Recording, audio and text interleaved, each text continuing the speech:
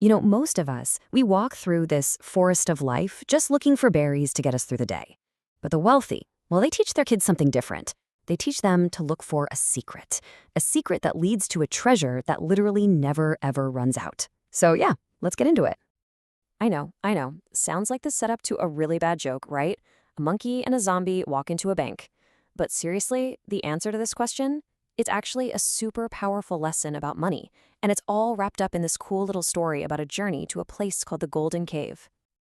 Okay, so let's set the scene. We're heading to a place called Harmony Village, and here we meet four, let's say, very different characters. And what happens? They've just stumbled upon an old map. This isn't just any map, though. It promises something absolutely incredible, a golden seed that can grow gold forever. So who are these adventurers? All right, so here's our crew. And as I introduce them, I want you to think about which one kind of sounds like you. First, we've got the zombie. That's our consumer. Then there's the monkey, our classic high-risk trader. We've also got the super cautious bear, the saver. And leading the whole pack, we have the lion, our long-term investor. So, which one are you? So first up, the zombie. You know this guy. This is that feeling, that impulse to spend money the second it hits your account. It's the whole instant gratification trap, right? The fancy coffee, the snacks, all those little purchases that feel good for a minute but have zero lasting value. And what does it do? It keeps you stuck, living paycheck to paycheck. Next, we've got the monkey. The monkey is all about speed and adrenaline. This is pure day trader energy. Chasing those hot stocks, jumping on crypto trends, he's always looking for that one massive score he can get in and out of super fast. And then there's our bear. The bear is all about safety first. His goal isn't really to grow his money, it's just to protect it, not lose it. You can think of this as that cash under the mattress or in a low-interest savings account kind of mindset. Sure, it feels safe, but by avoiding all risk, you're actually losing buying power to inflation year after year. It's a slow leak.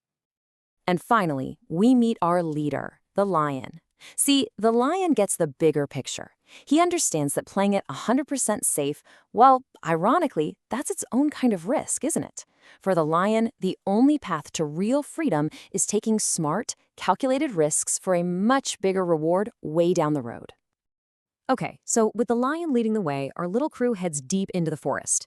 And this forest, it's basically a metaphor for the stock market. And just like the market, it is absolutely filled with temptations and dangers, all of them designed to do one thing: throw you completely off course. And of course, what happens almost immediately? The monkey spots the first big trap. It's bright, it's tempting, and it promises satisfaction right now. A perfect distraction from the actual goal. And you can just see the zombie, right? He starts shuffling towards it, totally drawn in by that promise of an instant reward. But the bear, he knows what's up. He immediately calls them out. Inflation berries. And in our world, what are these? They're every single impulse buy that feels great in the moment, but is secretly eating away at your financial future. Every berry you grab just makes your money worth a little bit less tomorrow. Ouch. So they manage to avoid the berries, but then they hit the river of risk. It's this massive obstacle blocking their path. And who has a solution? The monkey, of course. And it's a fast, high-stakes one. Just gamble everything and swing across on one single thin vine. It's the classic all-or-nothing bet. But hold on. The lion and the bear, they have a much better idea. Instead of some crazy gamble, they decide to build a bridge. Step by step. The foundation, that's built on savings. The path across, that's guided by education, knowing where to step. And the construction itself, well, that takes patience. They're building it one log at a time. And this whole bridge building thing, in the world of finance, we have a name for that: diversification. It's that simple but incredibly powerful idea of not putting all your eggs in one basket. Look, it might not be as exciting as swinging on a vine, but it is the proven way to guarantee you get to the other side safely. So after safely crossing the river, the crew finally meets the gatekeeper of the treasure, a wise old owl. And the owl basically tells them, look, riches are easy to find, but they're hard to keep. And to get into the cave, they've got to solve a riddle first. All right, here it is, the riddle. And this is a classic, folks. It might just be the single most important concept in all of finance. Listen closely. I am the eighth wonder of the world. He who understands me, earns me. He who doesn't, pays me. So, what on earth could it be? The zombie immediately guesses brains. The monkey yells bananas. The bear, predictably, guesses gold. And they're all wrong.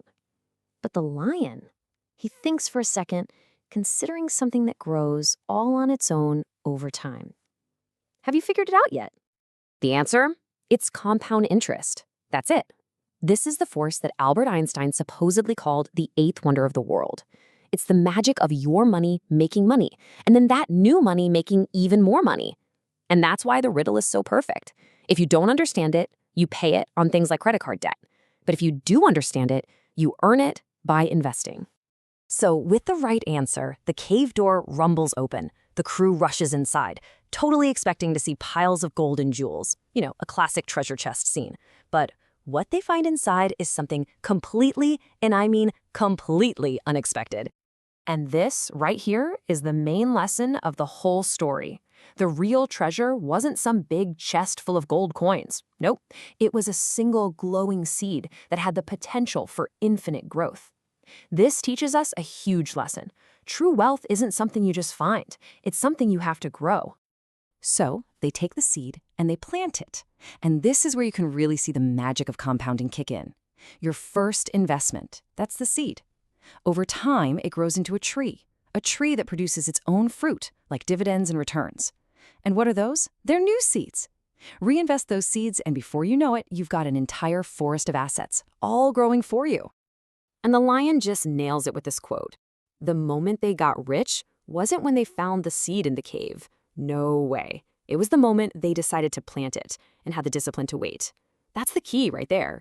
Wealth isn't some big event. It's a long, patient process. And you know what? In the end, they all changed. The zombie, the consumer, learned to invest instead of just spend. The monkey, our trader, learned patience. And the bear, our saver, learned how to take smart, calculated risks. It just goes to show you, the key to success isn't about being just one of these animals. It's about learning how to balance the strengths of all of them. And that, of course, brings this whole journey right back to you. We all have a little bit of the zombie, the monkey, the bear, and the lion inside of us. The real secret isn't trying to get rid of them.